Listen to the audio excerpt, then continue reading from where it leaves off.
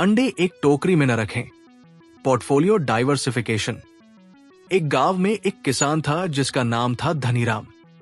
उसके पास बहुत सारे अंडे थे। वो अपनी सारी मुर्गियों के अंडे एक ही बड़ी टोकरी, एक ही शहर या उद्योग में रखता था। एक दिन दुर्भाग्यवश उसकी टोकरी गिर गई और सारे अंडे टूट गए। सारा निवेश एक साथ डूब गया। धनीराम को बहुत नुकसान हुआ। धनीराम के पड़ोसी समझदार सिन्हा भी एक किसान थे। उनके पास भी बहुत सारी मुर्गियां थी, लेकिन उन्होंने अपने अंडे एक बड़ी टोकरी में रखने के बजाय अलग अलग छोटी छोटी टोकरियों, अलग अलग कंपनियों और उद्योगों के शेयर में रखे थे। कुछ अंडे तो उन्होंने अपने पड़ोसी को भी दे रखे थे, जो उन्हें सुरक्षित रखता था। म्यूचुअल फंड या अलग अलग सेक्टर। एक दिन उनकी एक टोकरी गलती से गिर गई और कुछ अंडे टूट गए, लेकिन चूंकि बाकी अंडे दूसरी टोकरियों में थे, उन्हें कुल मिलाकर ज्यादा नुकसान नहीं हुआ। जोखिम कम हो गया।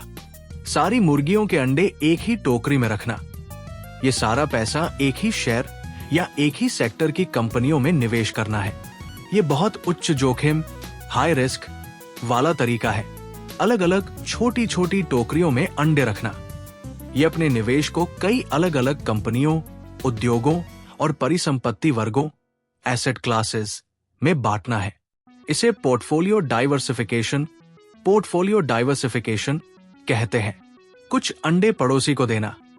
ये म्यूचुअल फंड या ETF, एक्सचेंज ट्रेडेड फंड में निवेश करने जैसा है, जहां आपका पैसा कई अलग अलग कंपनियों में बंटा होता है, जिसे पेशेवर मैनेज करते हैं। ये कहानी बताती है कि शेयर मार्केट में जोखिम को कम करने का एक बहुत प्रभावी तरीका है अपने निवेश को फैलाना।